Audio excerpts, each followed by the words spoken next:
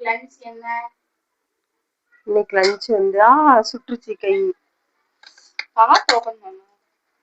Cooker சூடா இருக்கு. பருப்பு சாதம். ஆவி வருது. இப்பதான் வச்சேன் பருப்பு சாதம்.